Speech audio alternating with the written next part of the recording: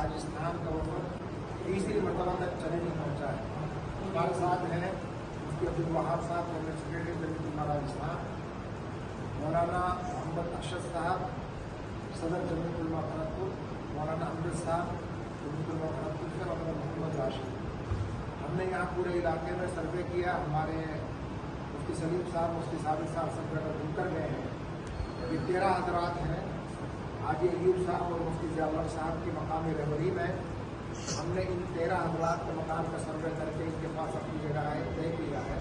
तो इंशाअल्लाह जमीयत राजस्थान इन हजरात के मकानात को तामीर करेगी। 3 तारीख को मौलाना सईद अशरफ मदनी से हमारी मुलाकात है। उस मौके पर ये सारा नक्शा और ये सारी बातें वहाँ पेश की जाएंगी। बड़े हजरत के मतलब जब मंजूरी मिल जाएगी 3 तारीख को, तो इंशाअल्लाह इस मकानात के काम शुरू करवा दिया जाएगा। अल्लाह रब्बुल आलमीन से दुआ करते हैं कि इस तरह के काम के बारे में जो सोचा गया है अल्लाह पाक खजाने में उसको पूरा करते हैं।